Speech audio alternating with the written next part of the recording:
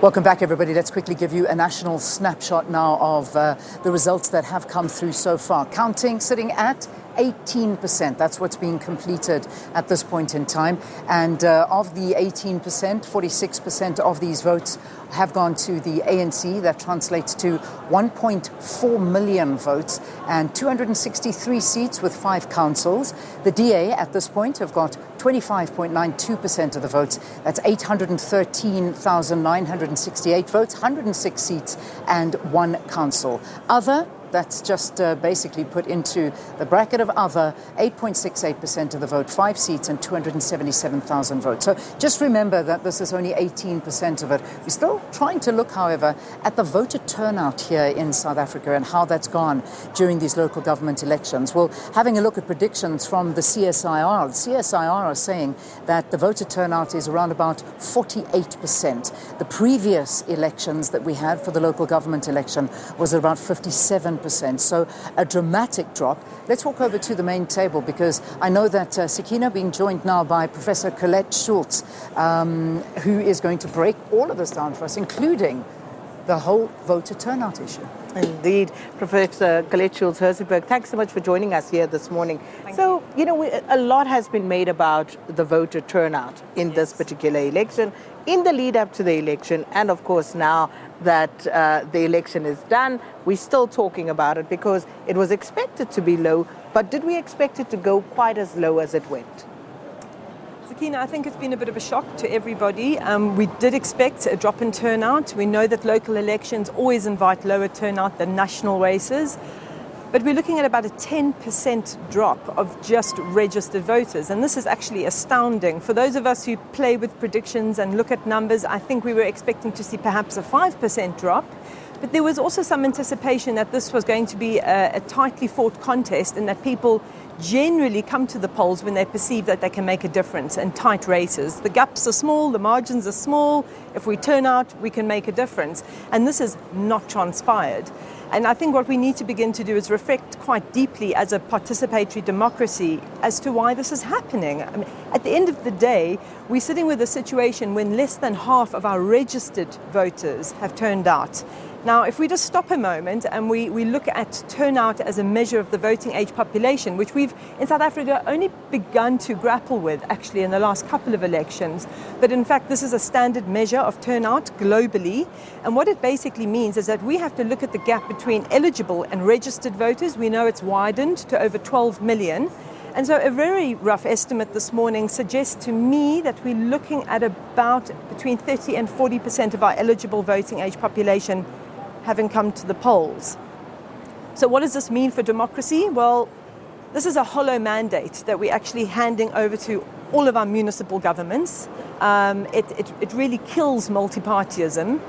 And I think we need to start to understand why this is happening. It's not just apathy. There's more going on. And this is what we were alluding to earlier, the nuance, and just really peeling back the layers just to see exactly what is at the heart of this. Because you make a point that it's not just about, people not showing up because, or at least you made the point that this is where people would go to make a difference in their lives because they would perceive this space to be that. But when they don't go, when they don't perceive it as such anymore, what does that mean? And what are the underlying factors to that? Well, I think we can bring in short-term factors. Look, we know COVID's probably had some impact on turnout, but if you look globally around the world, some elections have actually had higher turnout during the last 18 months. So it's unclear to me that this is a COVID-related issue. We know that perhaps putting the election yesterday on a Monday at the end of a weekend perhaps wasn't the wisest move. Many of us may have used the weekend to do other things. But I think there's two much more important overarching reasons for this. One has to do with young people.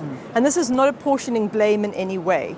The point here is that young people globally tend not to go to the polls until they grow older, into sort of later adulthood. And that's for many reasons. But we have a very young electorate. A vast majority of our eligible electorate are in fact under the age of 40, under the age of 30, and this is just getting bigger and bigger as each election approaches. Now, they are not registering, and if they do register, a very small proportion of them turn out to vote. 10% of 18 and 19-year-olds registered. We can imagine that looking at this turnout, a fraction of those actually voted yesterday. In the 20s, about 48% were registered. A fraction of those probably turned out yesterday.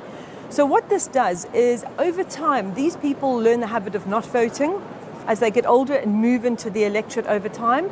And this has the effect of, just by virtue of that younger cohort not voting, it suppresses the overall turnout rate in the country, if you look at eligible voting.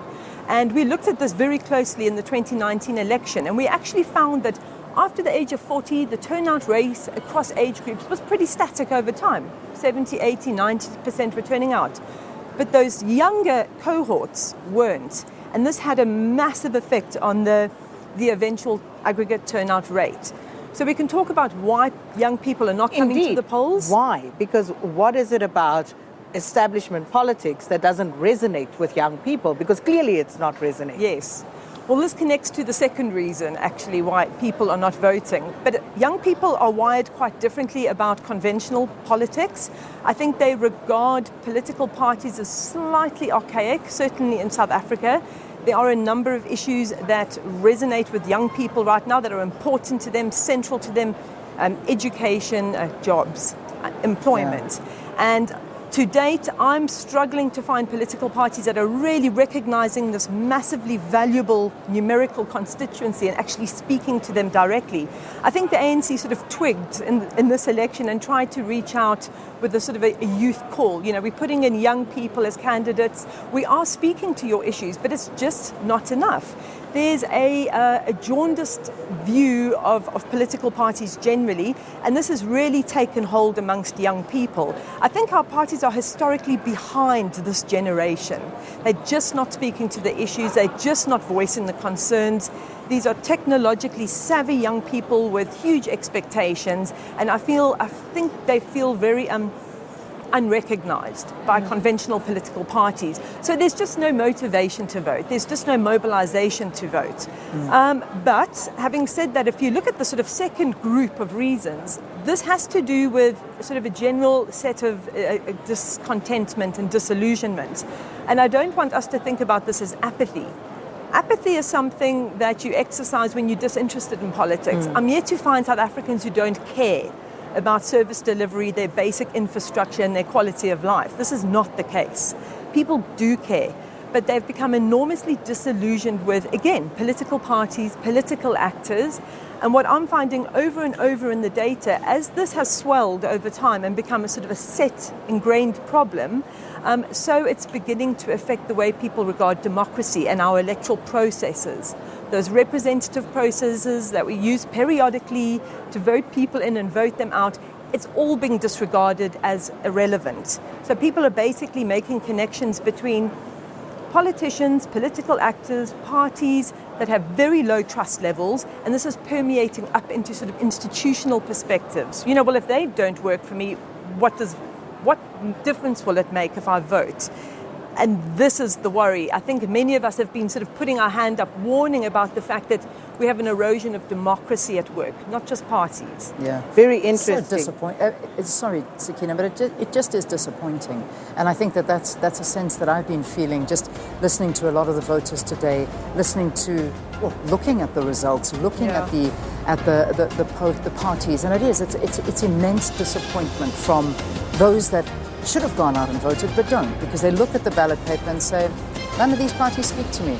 And from what I'm seeing at play is that, what's the point? You guys just don't seem to help. And that's the problem, I think. From everything you're reading, it is, like you say, not apathy, but immense disappointment in the selection that we've got going here and the performance of these parties. That's the reality. I think apathy is also exercised when people are relatively content with the system. Things are working, I don't really need to get involved. That is not the apathy we are experiencing out there. This is a sort of an activism of sort with the no vote. Yeah, absolutely. Unfortunately, a no vote doesn't translate into political change. No. Interesting, because, speaking about youth, and we'll come back to this conversation with Professor Collette Schulz-Herzenberg, because you would think that a party like the EFF, young leaders, young party, they probably would have appealed more to the youth, but the results show otherwise. So we'll come back and we'll talk a little bit more get a little bit more analysis from Professor Schulz-Herzenberg after this. But let's take a quick break right now.